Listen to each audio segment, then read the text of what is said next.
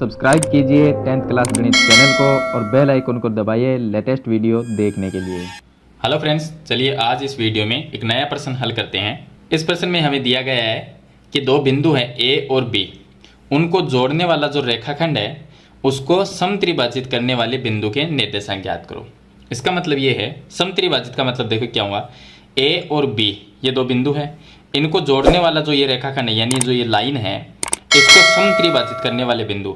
अब अगर एक लाइन को मान लीजिए यहाँ पर एक रेखा है हमारे पास में इस तरह से, इस रेखा को अगर हमें समत्रिभाजित करना है यानी समान तीन भागों में बांटना है तो इसके बीच में कितने पॉइंट लगाने पड़ेंगे? दो लगाने पड़ेंगे, एक पॉइंट यहाँ पर और दूसरा पॉइंट यहाँ पर।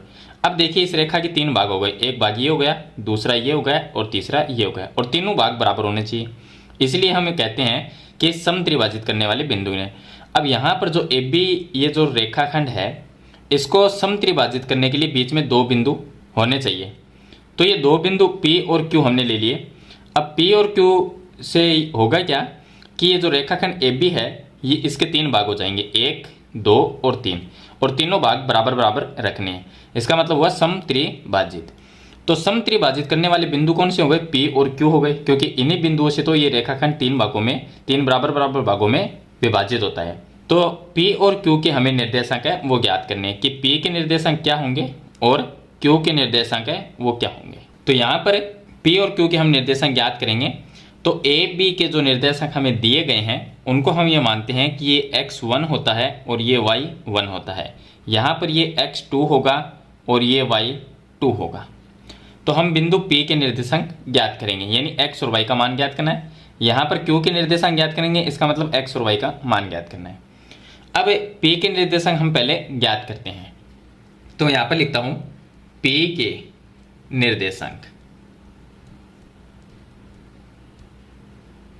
P के जो निर्देशांक हम ज्ञात करेंगे उसके लिए एक सूत्र है, x बराबर होता है x बराबर m1 x2 प्लस में m2 x1 और इसके बट्टे में होता है m1 प्लस m2। इसी तरह से एक y बराबर फॉर्मूला है m1 y2 प्लस में m2 y1 और बट्टे में m1 प्लस m2। इसे हम बोलते हैं विभाजन सूत्र। ये विभाजन सूत्र है जिससे हम निर्देशांक ज्ञात कर सकते हैं। ये सूत्र कब लगाना है? जब जहाँ पर अनुपात दिया गया हो।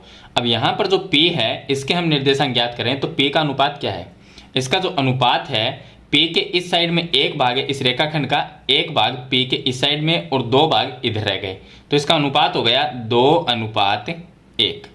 इसका अनुपात हो गया 2:1, क्योंकि इधर एक भाग है इस रेखाखंड का और इस रेखाखंड के दो भाग इस साइड में हैं।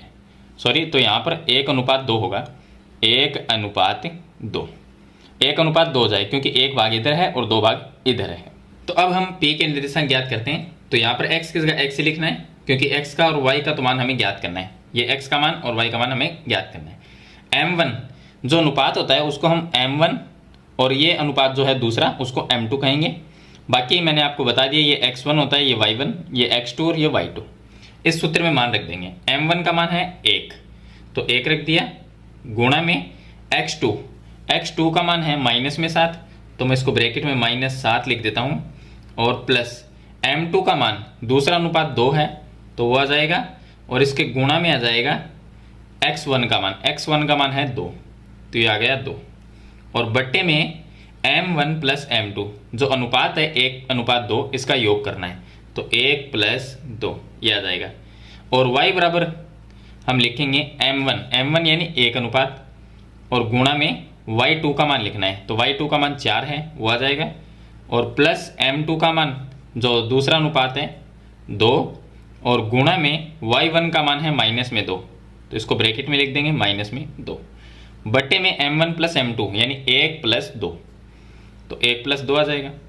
अब इसको हल करते हैं तो x बराबर -7 को 1 से गुणा किया -7 आ गया, और 2 को 2 से गुणा करेंगे तो प्लस में आ गया 4, और बट्टे में आ जाएगा 3, और ये y बराबर आ जाएगा 4 को 1 से गुणा किया 4, और -2 को 2 से गुणा करेंगे तो माइनस में आ जाएगा 4, बटे में आ जाएगा 3। आगे हल करेंगे तो ये x बराबर -7 प्लस में 4 तो -3 रहेगा, बटे में 3 आ जाएगा, और y बराबर 4 - 4 0/3 कितना होगा 0/3 और इसका मान आएगा 0।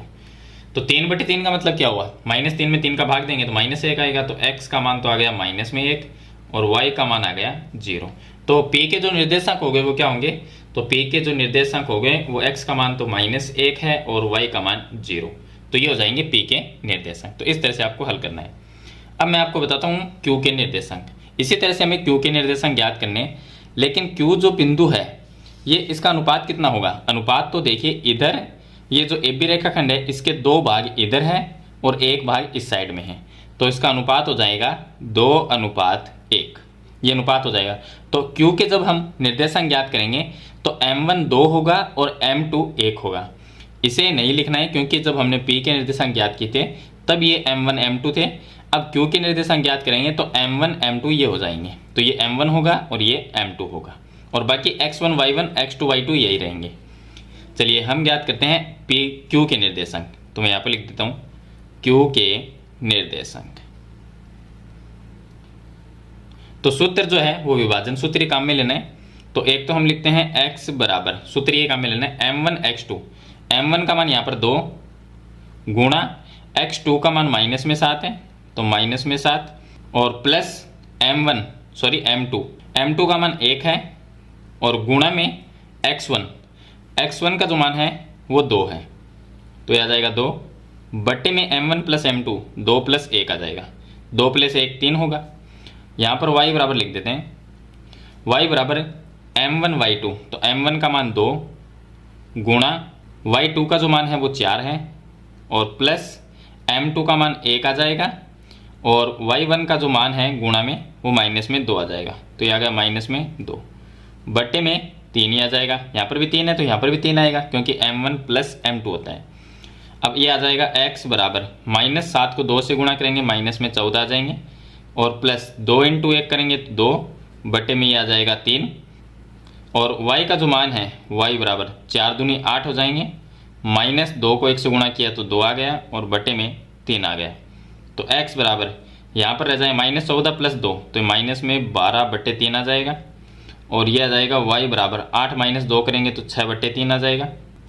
तो x बराबर ये तो आ जाएगा -4 और y का जो मान है वो आ जाएगा 6 में 3 का भाग देंगे तो 2 आ जाएगा। तो जो बिंदु Q है उसके निर्देशांक हो जाएंगे Q के निर्देशांक -4 और 2 हो जाएंगे, -4 और 2 ये हो जाएंगे बिंदु Q के निर्देशांक।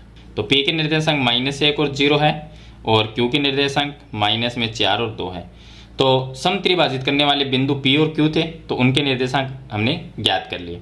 तो इस तरह से आपको जो किसी भी रेखाखंड के समत्रिभाजित करने वाले बिंदु के निर्देशांक, या हो सकता है AB कोई रेखाखंड हो उसके बीच में एक बिंदु दिया गया हो, एक पॉइंट है तो उसके निर्देशांक अगर ज्ञात करना हो तो भी इसी तरह से निकलेंगे। ये जो विभाजन सूत्र है इस सूत्र से हम निर्देशांक भी ज्ञात कर सकते हैं और इस सूत्र से हम अनुपात भी ज्ञात कर सकते हैं। अगर आपको क्वेश्चन में अनुपात ज्ञात करना हो तो आप इसी सूत्र का उपयोग करेंगे और इससे अनुपात है वो ज्ञात कर सकते हैं और निर्देशांक भी इसी से ज्ञात कर सकते हैं। तो मेरे ख्याल से क्वेश्चन आपको अच्छी तरह से समझ में आ गया होगा। फिर भी इसके बारे में कोई सवाल या सुझाव है तो मुझे कमेंट बॉक्स में ज़रूर लिखना। तो आज की वीडियो में इतना ही, मिलते हैं एक नई वीडियो के साथ, तब तक के लिए थैंक यू।